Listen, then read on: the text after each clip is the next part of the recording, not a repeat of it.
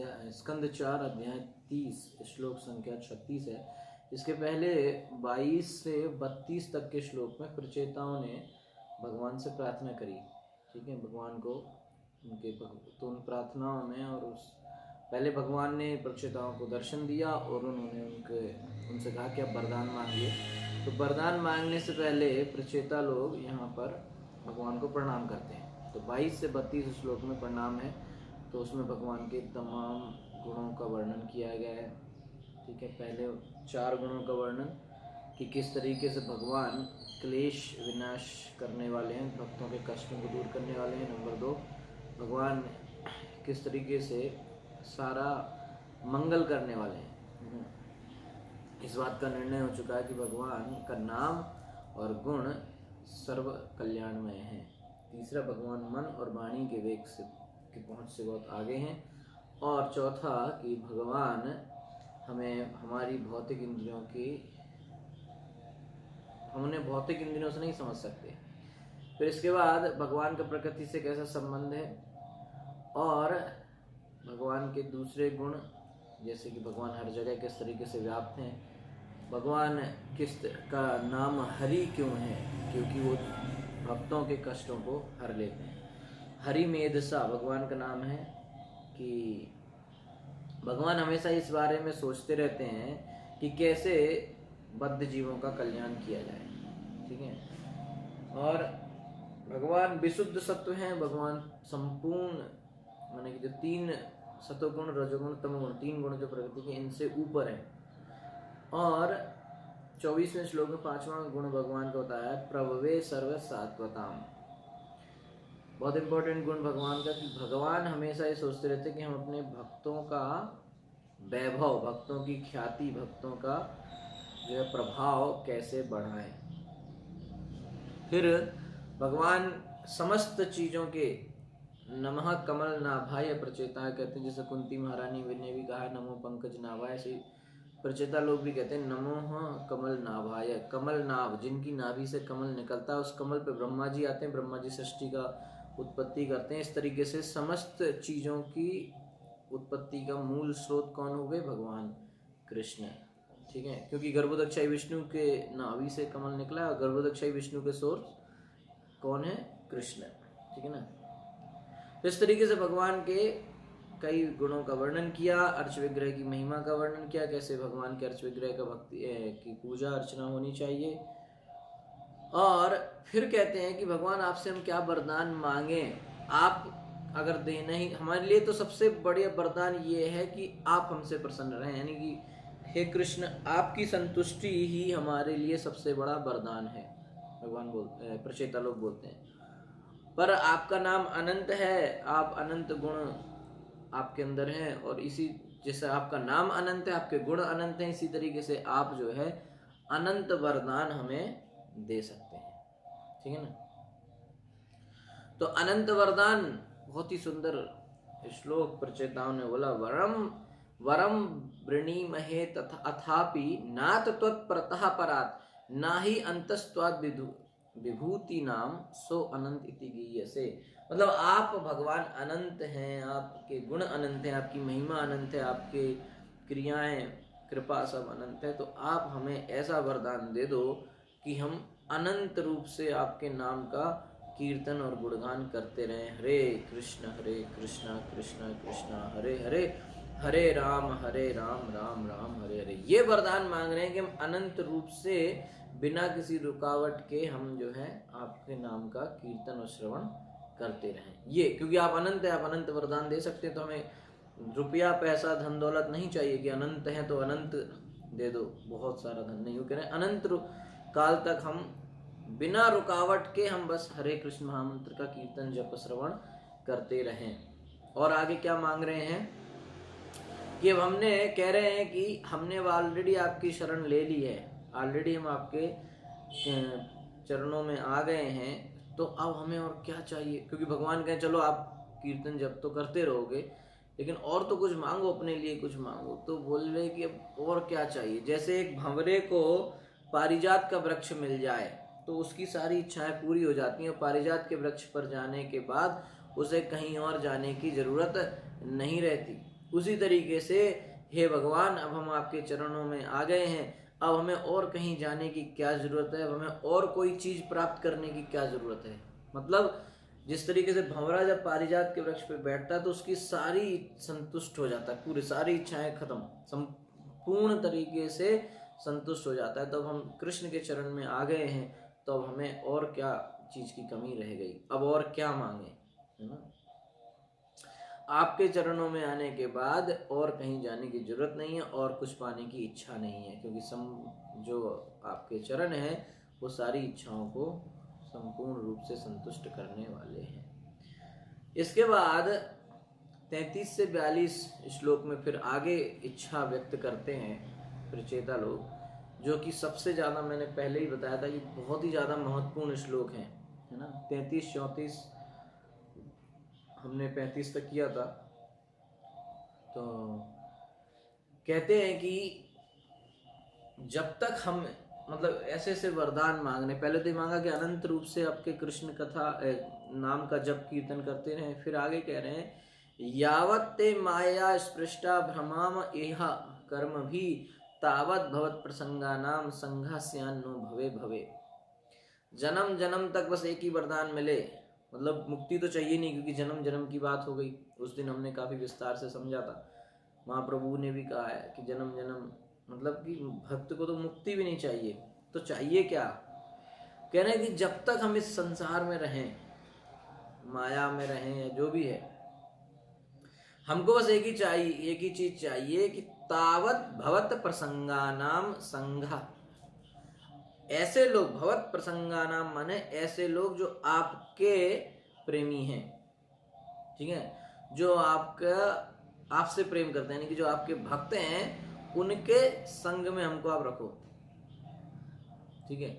हमको आप कहाँ रखिए, चाहे इस भौतिक जगत में बने रहे, हमको कोई दिक्कत नहीं है, पर हमारी इच्छा ये है कि आप हमें ऐसा वरदान दें कि हम आपके भक्तों के संग में बने रहें, माने साधु संग में हमें हमेशा बनाए रखिए, चाहे कहीं भी रखें, पर होना चाहिए सत्संग, साधु संग, है ना, कहीं भी हो। मतलब मुक्ति भी से भी बढ़कर चीज हो गई वैष्णवों का संग। कह रहे हैं जन्म जन्म हम यहाँ रहने के लिए तैयार, बस साधु संग होना चाहिए। तो प्रभुपाद जी तात्पर्य में लिखे थे कि साधु संग की महिमा ये कि साधु संग वो है जब जहाँ सत्संग हो, कीर्तन हो, कथा हो, वो साधु संग है। साधु संग ऐसे थोड़े कि चार लोग तिलक लगा के धोती पहन के बैठ गए और क्रिकेट की बातें कर रहे हैं, बोले हम तो साधु संग कर रहे हैं। क्यों? हम सब साधु एक साथ बैठे हैं, है ना, या राजनीति की बात कर रहे हैं, वो साधु संग नहीं है। साधु संग माने परस्परम कथा परस्परानुकथनम पावनम। भगवद्गीता में बताया बोधयंता परस्परम कथयन्तस्य माम नित्यम तुष्यन्ति च रमन्ति च।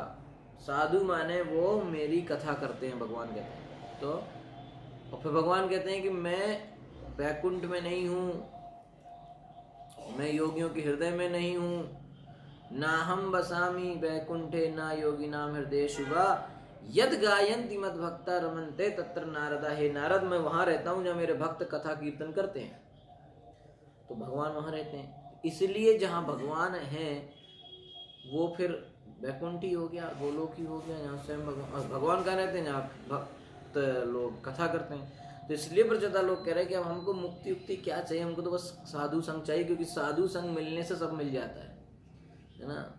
साधु संग सर्वशास्त्र कहे, लव मात्र साधु संग सर्व सिद्धि होए। सारी सिद्धियां कब प्राप्त हो जाएंगी? साधु का संग मिलने से। तो कह रहे हमको बस मुक्ति उक्ति क्या चीज है, हमको बस चाहिए कि साधु का संग मिले, ठीक है। तो कह रहे हैं भगवान हो सकता है कह दें कि भाई साधु संग, आप कह रहे हो कि आप माया में हो, माया से निकलना चाहते हो, है ना, पर आप मांग रहे हो साधु संग, तो आप सीधे साधु संग क्यों मांग रहे हो, आप सीधे मुक्ति मांगो, है ना। तो अगले श्लोक में कह रहे हैं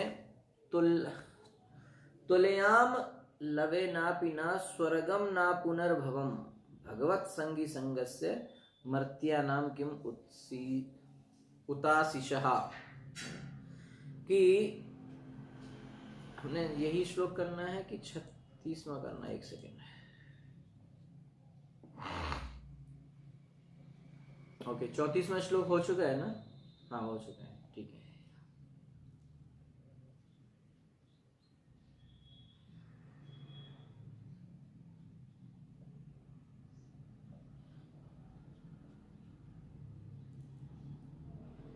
ओके, एक सेकेंड, 34वां ही करना है क्या हमको आज? किसी को याद है?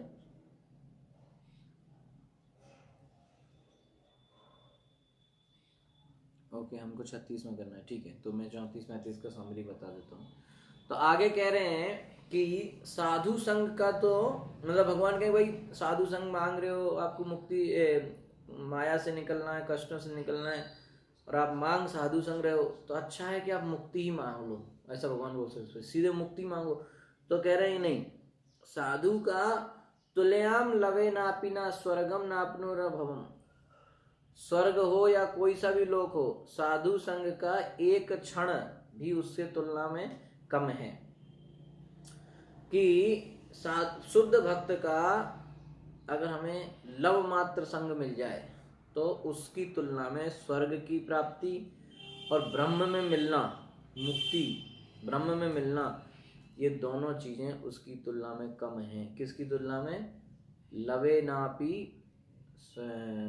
भक्त, साधु संग का या शुद्ध भक्त का लव मात्र संग मिल जाए तो भगवान मतलब उन्होंने प्रचेताओं में बिल्कुल क्लियर कर दिया कि स्वर्ग मिले, यहाँ तक कि ब्रह्म में मिलने को भी मिल जाए, पर साधु संग उससे कहीं ज्यादा, मतलब मुक्ति भी नहीं चाहिए, स्वर्ग भी नहीं चाहिए, एक क्षण के लिए शुद्ध भक्त की संगति चाहिए, क्योंकि शुद्ध भक्त की एक क्षण की संगति भी हमारा कल्याण कर सकती है।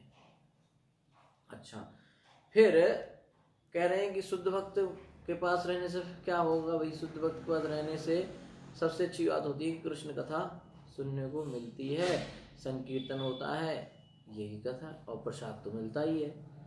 तो कृष्ण कथा 35 और 36 श्लोक में बताते हैं कि कृष्ण कथा सुनने से क्या फायदा होता है। ठीक है, 35 और 36 श्लोक में बताते हैं कि तो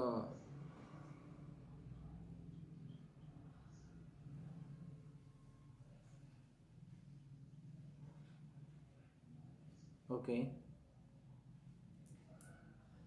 ओके ठीक है, तो 33वां करना है। ठीक है, मुझे भी डाउट हो रहा था। ठीक है, तो 35वां कर लेते हैं विस्तार से। ओके, यावत्ते माया स्पृष्टा भ्रमामः इह कर्म भी तावत् भवत् प्रसंगानां संगस्यान्यो भवे भवे।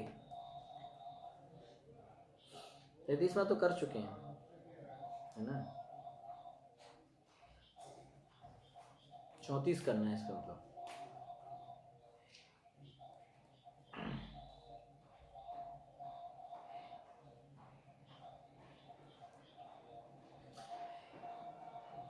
तुलयाम लवे नापि न स्वर्गम न पुनर्भवम भगवत संगी संगस्य मर्त्यानाम किम उताशिषः।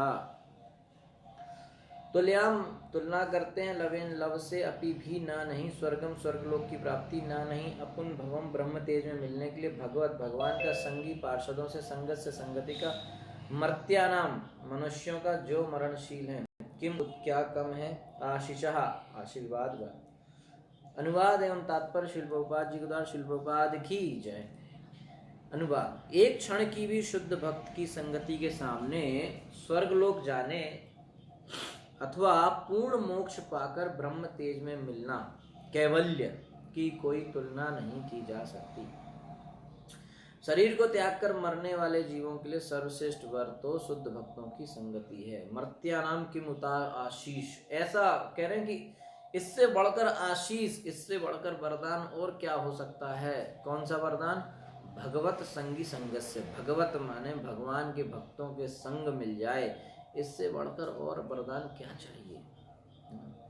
क्योंकि कोई भी कैसा भी अगर देखेंगे तो जो अमेरिका के जो लोग थे वो कोई इतना बड़े महान, प्रभुपाद जी से लोगों ने पूछा, प्रभुपाद जी के शिष्यों ने, कि प्रभुपाद जी ये हम लोग शास्त्र पढ़ते हैं तो पता चलता है भक्ति बहुत बड़ी चीज है, तो हम लोग ने अमेरिका में रहते थे, अमेरिका में सब गलत काम भी कर रहे थे, तो हमने ऐसा कौन सा महान काम किया होगा? इस जन्म में तो हमें पता है हमने कुछ नहीं किया, पर पिछले जन्मों में हमने ऐसा क्या किया, हमारे ऐसे क्या पुण्य कर्म है कि हमें भक्ति मिल गई? भक्ति जैसी सर्वश्रेष्ठ चीज हमको करने को मिल रहा है, हरे कृष्ण महामंत्र मिल रहा है, तो ऐसा हमने कौन सा पुण्य कर्म किया? तो प्रभुपाद जी ने कहा कि इसमें आपका कोई पुण्य कर्म नहीं है, कोई सुकृति नहीं है। तो फिर हमें भक्ति कैसे प्राप्त हुई? तो प्रभुपाद जी बोले कि भक्ति मैंने तुम्हें दी है, ये सुकृति मैंने पैदा करी है। यानी कि अमेरिका में रहने वाले लोग, सारा गलत काम करने वाले लोग भी श्रील प्रभुपाद जैसे शुद्ध भक्त की संगति में आ गए, तो उनको भी वो भी शुद्ध भक्त बन गए। वो अब प्रचार कर रहे हैं, कितने भक्त वो बना रहे हैं ना। तो भक्ति एक शुद्ध भक्त की संगति माने सबसे बढ़कर ब्रह्म में मिलना कैवल्य से भी ऊपर है, स्वर्ग लोक से तो ऊपर है ही। तात्पर्य में प्रभुपाद जी लिख रहे हैं कि भगवान चैतन्य महाप्रभु के एक परम भक्त संत प्रबोधानंद सरस्वती जी ने कहा है कि कैवल्यम नरकायते त्रिदश पूर आकाश पुष्पायते। शुद्ध भक्त के लिए ब्रह्म तेज में मिलना या कैवल्य का सुख नरक में रहने के समान है। शुद्ध भक्त को तो मुक्ति नरक जैसी लगती, नरक में भी ऐसा ना। क्यों? क्योंकि मुक्ति में क्या है, वहां पे बस ब्रह्म में आदमी रहेगा, उसको सेवा नहीं मिलेगी। भक्त सेवा करना चाहता है। भक्त मुक्ति में, जैसे मुक्ति माने कि ब्रह्म में मिलना, यानी कि यहाँ पे बहुत कष्ट हैं, दुख हैं, परेशानियां हैं, अधिदैविक, अधिभौतिक, अधिआत्मिक तरह के कष्ट हैं, जन्म मृत्यु जरा व्याधि, तरह तरह की बीमारियां, बुढ़ापा, इसमें व्यक्ति परेशान है। तो फिर उसको कुछ समय बाद ज्ञान आता है कि यार सब छोड़ो, मुक्ति में चलो, वहां पे कुछ नहीं है, तो छोड़ के चला जाता है वहां। लेकिन भक्त कहता है कि अगर हमको कष्ट भी झेलना पड़े तो हम पर सेवा मिलनी चाहिए, है ना। मम जन्मनी जन्मनीश्वरे भवता भक्ति रहित की तो ही। अलग अलग हमें खूब जन्म मिले, कहीं भी जन्म लूं, पर मेरी इच्छा यही है कि मैं आपकी सेवा करता हूँ। तो भक्त चाहता है सेवा करना, चाहे गोलोक में मिले चाहे भूलोक में मिले, करनी उसे क्या है? कृष्ण की सेवा। तो कृष्ण की सेवा के लिए वो हमेशा तत्पर रहता है, उसको आनंद आता है कृष्ण सेवा करने में, इसलिए वो मुक्ति नहीं चाहता, क्योंकि वहाँ सेवा नहीं है ना। वो चाहता है सेवा करना। तो प्रभुपाद जी के एक शिष्य थे भावानंद प्रभु, तो उन्होंने प्रभुपाद जी से पूछा कि प्रभुपाद जी इसका क्या मतलब है? भावानंद, भावानंद का मतलब हुआ कि जो भव सागर में आनंद ले। तो प्रभुपाद जी से कहे कि प्रभुपाद जी भव सागर में तो आपने बताया कोई आनंद नहीं है, कष्ट ही कष्ट है, तो ये कैसे नाम हमको दे दिया भवानंद? भवानंद माने भव सागर में जो आनंद है। तो प्रभुपाद जी बोले कि भव सागर में, यानी कि इस भौतिक जगत में भी एक आनंद है जो कि आध्यात्मिक जगत में नहीं है। ऐसा कौन सा आनंद है जो आध्यात्मिक जगत में नहीं है, वो भौतिक जगत में है? मतलब भौतिक जगत में, आध्यात्मिक जगत में सारे कृष्ण के भक्त हैं, सारे कृष्ण के सेवक हैं, सारे लोग कृष्ण की सेवा करते हैं, ठीक है। तो बहुत उनको बताने की जरूरत नहीं है कि कृष्ण की सेवा करो, कृष्ण का जप करो, कीर्तन करो। लेकिन भौतिक जगत में लोगों को नहीं पता, तो लोगों को बताना पड़ता है, प्रचार करना पड़ता है। तो प्रचार करने में जो आनंद है वो सिर्फ भौतिक जगत में मिलता है, प्रचार का आनंद। क्योंकि आध्यात्मिक जगत में तो प्रचार की जरूरत नहीं, किसको प्रचार करेंगे? यशोदा माता को करेंगे क्या प्रचार? कि लक्ष्मी जी को करेंगे, कि गोपियों, किसको प्रचार करने जाएंगे, है ना। तो प्रचार तो भौतिक जगत में ही होगा। तो जो प्रचार करके जो आनंद मिलता है वो आनंद से भौतिक जगत में है। तो भक्त कहीं भी रहे वो सेवा में रहना चाहता है, प्रचार करना चाहता है, कृष्ण की सेवा करना चाहता है। तो उनको इन सब चीज़ों में जाने का इच्छा नहीं है। तो प्रबोधानंद सरस्वती जी कहते हैं कि ये केवल तो नरक के समान है। इस प्रकार स्वर्गलोक को जाना माने, प्रभुपाद जी लिख रहे हैं कि एक अलग तरीके की माया है, माया जाल है। क्यों? क्योंकि शुद्ध भक्त, प्रभुपाद जी विस्तार समझाने कि शुद्ध भक्त कर्मियों का लक्ष्य क्या है? स्वर्ग जाना। हम लोग सुनते भी हैं, ऐसा सा यज्ञ करा लो स्वर्ग मिलेगा, ये करने से स्वर्ग की प्राप्ति होगी, हाँ ऐसे लोग बोलते हैं, स्वर्ग चले गए। लेकिन वहां जाने का लक्ष्य किसका है? कर्मियों का। कर्मियों को जाना है स्वर्ग, और ज्ञानियों को चाहिए मुक्ति। दो चीज हो गई। एक कर्मी क्या गोल है, कर्मियों का लक्ष्य क्या रहता है कि अगर हमने सब अपने कर्म अच्छे से करे, कर्म माने पहले तो समझ लीजिए कर्म क्या है। कर्म माने कोई कहे कि भैया मेरी तो नॉन वेज की दुकान है, लिकर शराब बेचता हूँ मैं, कर्म है मेरा, कर्म कर रहा हूँ? नहीं। कर्म माने होता है जो शास्त्र में बताया गया है कि ये करना चाहिए, वो कर्म है, और जो नहीं बताया गया है कि ये नहीं करना चाहिए, वो विकर्म है। तो कर्म को और विकर्म को समझना चाहिए। तो कर्म क्या है कि जो शास्त्र बताया, तो कई लोग कर्म करते हैं तो उनका गोल रहता है कि अगर हमने सारे कर्म अच्छे से करे, है ना, तो हमें स्वर्ग की प्राप्ति हो जाएगी, कर्मी। और ज्ञानी लोग सोचते हैं कि उनको ज्ञान होगा सब चीज़ों से, ये नहीं चाहिए नहीं चाहिए, हर चीज़ का ज्ञान हो जाता है कि भौतिक क्या है और इससे ऊपर क्या है, सब उन्हें ज्ञान हो जाता है। उनका लक्ष्य रहता है कैवल्य मुक्ति, यानी कि ब्रह्म में मिलना। लेकिन जो शुद्ध भक्त है उनको ये दोनों नहीं चाहिए, है ना। अन्याभिलाषिता शून्यम ज्ञान कर्मादि अनावृतम। ज्ञान और कर्म से अनकवर्ड, ज्ञान और कर्म की परत नहीं होनी चाहिए भक्ति पे, इससे हटाओ। तो वो शुद्ध भक्त दूसरे शुद्ध भक्त की संगति चाहता है, और दूसरा शुद्ध भक्त की संगति मिलने पर वो एक शुद्ध भक्त क्या चाहता है, दूसरे शुद्ध भक्त की संगति, और संगति मिल जाए तो उसके लिए स्वर्ग और मुक्ति से बढ़कर क्या हो जाता है, शुद्ध भक्त की संगति। तो प्रभुपाद जी कहते हैं कि इस संसार में रहने वाले तथा जन्म मृत्यु के चक्र में पड़े जीवों के लिए सर्वश्रेष्ठ वरदान है शुद्ध भक्तों की संगति। मनुष्य को चाहिए कि ऐसे शुद्ध भक्तों की खोज कर उनके साथ रहें। मतलब सबसे बड़ा वरदान बताया जा रहा है कि भक्तों के साथ रहें, भक्तों की संगति करें, क्योंकि वहाँ पे सब कुछ मिलेगा। सब कुछ माने स्वर्ग मिलेगा क्या? नहीं। वहाँ क्या मिलेगा? वहाँ स्वर्ग मिलेगा क्या? वहाँ स्वर्ग चाहिए ही नहीं, स्वर्ग से ऊपर की बात हो गई, है ना। वहाँ पर मिलेगी श्रवण कीर्तन कथा प्रसाद, ठीक है। तो मनुष्य को चाहिए कि ऐसे शुद्ध भक्तों, प्रभुपाद जी कह रहे हैं कि ऐसे शुद्ध भक्तों की हमें खोज करना चाहिए और उनके साथ रहना चाहिए।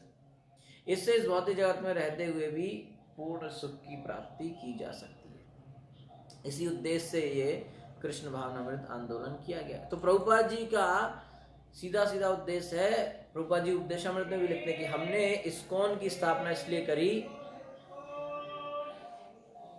गेट बंद कर दीजिए।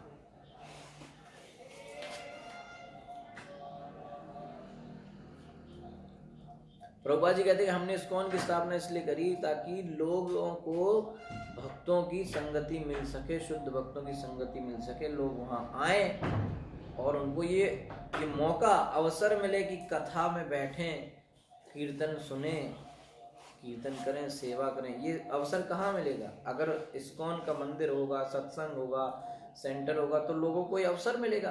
क्योंकि आप देखेंगे आज के समय में बड़े बड़े मंदिर भी होंगे, लेकिन जिस तरह से इस्कॉन में एक स्पेशल प्रोग्राम चलाया जाता है कि कथा हो, नित्य कथा होती है, कीर्तन होता है, करवाया जाता है, लोगों को गीता पढ़वाई जाती है, यानी कि इस तरह की एक्टिविटी और कहीं नहीं होगी।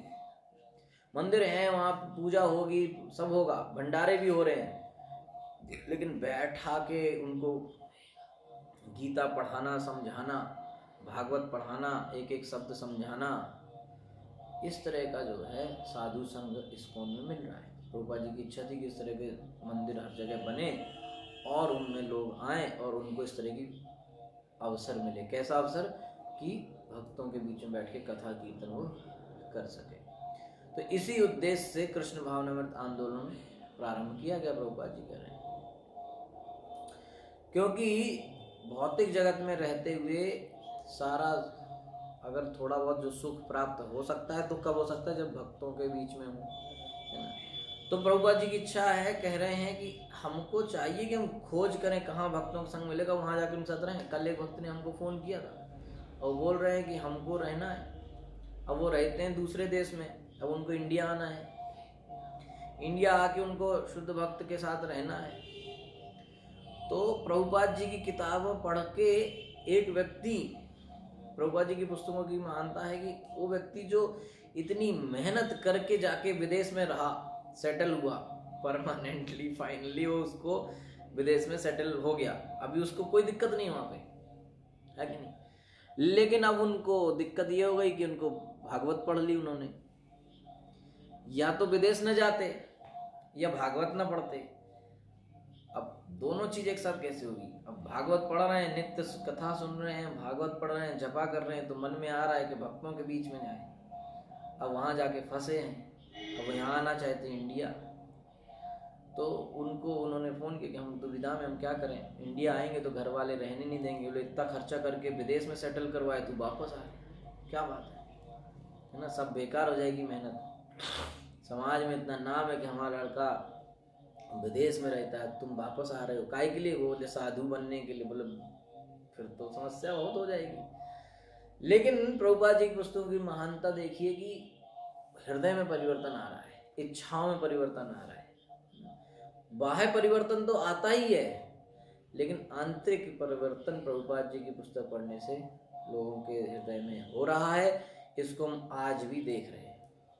ऐसा नहीं कि बस थ्योरी चल रहा है, प्रैक्टिकल हो रहा है, हम देख सकते हैं अपने जीवन में, है ना। प्रभुपाद जी के बताए हुए नियम विधि को पालन करने से व्यक्ति के जीवन में परिवर्तन आज भी हो रहा है। तो प्रभुपाद जी यही चाहते थे कि इस तरह से अलग अलग जगह सेंटर बने और लोग वहाँ आए और जो है कथा कीर्तन प्रसाद प्राप्त करें। आगे प्रभुपाद जी लिख रहे हैं कि अत्यधिक भौतिकता में ग्रस्त मनुष्य इस आंदोलन से लाभ उठा सकता है। पूरा भौतिक जीवन में फंसा है, सुबह से शाम ऑफिस ऑफिस ऑफिस, तो वो इस्कॉन में आके फायदा ले सकता है। फायदा माने क्या?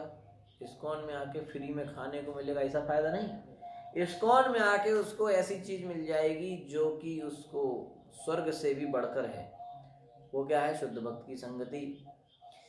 तो प्रभुपाद जी कह रहे हैं कि ऐसा व्यक्ति जो पूर्णतया भौतिकता में फंसा हुआ है, वो भी इस्कॉन में आके इसका लाभ उठा सकता है और इससे भलीभांति संपर्क बढ़ा सकता है। इस तरह दिग्भ्रमित तथा हताश प्राणी भक्तों की संगति में परम सुख प्राप्त कर सकते हैं। माने जो लोग पूरी तरह से जीवन में हताश हैं, उनको लगता है जीवन हमारा खत्म है, शून्य हो चुका है, कुछ नहीं बचा लाइफ में, है ना। कई लोगों को लगता है अब क्या बचा जीवन में, चलो मर जाते हैं। तो ऐसे लोग भी इस्कॉन में आके और शुद्ध भक्तों की संगति प्राप्त करके और अपना उद्धार कर सकते हैं, है कि नहीं? ठीक है। तो अच्छा, फिर इस तरीके से 34वें श्लोक में प्रचेताओं ने ये वर्णन किया कि किस तरीके, क्यों उन्हें शुद्ध भक्ति चाहिए, ये क्लियर किया। पिछले श्लोक में उन्होंने मांगा तावत भवत प्रसंगानाम, भक्तों की संगति, शुद्ध भक्तों की संगति मांगी। तो हो सकता है कि भगवान कहेंगे भाई मुक्ति ही मांग लो ना, सीधे झंझट खत्म, सारे कष्ट खत्म हो जाएंगे, मुक्ति मांगो, क्या संगति होंगे। बोले तो अगले श्लोक में तुरंत क्लियर कर रहे हैं कि संगति, शुद्ध भक्त की संगति का वास्तव में फर्क क्या है, कितनी बड़ी चीजें हैं। कह रहे हैं स्वर्ग और मुक्ति भी नहीं चाहिए, क्योंकि ये तो कुछ नहीं है। भक्त की संगति तो एक क्षण की संगति स्वर्ग से बढ़कर है, मुक्ति से बढ़कर, एक क्षण की। और किसी को भक्तों के बीच में ही रहने को मिल जाए तो उसका क्या आनंद है। प्रभुपाद जी के साथ कितने भक्त इसलिए जुड़े और उनका उद्धार हुआ। फिर उन्होंने ये भक्ति का ऐसे एक जुड़ से, प्रभुपाद जी से कुछ लोग जुड़े, उनसे लोग जुड़े, ऐसे परंपरा चलता रहता है। तो इस तरीके से उन्होंने बताया कि शुद्ध भक्ति की संगति का क्या असर है। अगला 35 और 36 श्लोक में, अब यहाँ पे क्लियर हुआ कि शुद्ध भक्तों के बीच में जाना है तो उनसे कथा कीर्तन सब होगा, ठीक है। तो 35 और 36 में श्लोक में बताया जाएगा कि कृष्ण कथा सुनने के 4 फायदे कौन कौन से, 4 प्रभाव। जब कोई व्यक्ति कृष्ण कथा निरंतर सुनेगा तो उसके जीवन में 4 इफेक्ट आएंगे, 4 प्रभाव उसके ऊपर पड़ेंगे, ठीक है। तो ये 4 फायदे क्या हैं, इसको हम लोग कल चर्चा करेंगे 35 और 36 श्लोक में, ठीक है। Hare Krishna, thank you so much. Srila Prabhupada की जय, ग्रंथराज श्रीमद् भागवतम की जय, अनंत कोटि वैष्णव वृंद की जय। अगर किसी का प्रश्न है आप लोगों का तो आप पूछ सकते हैं।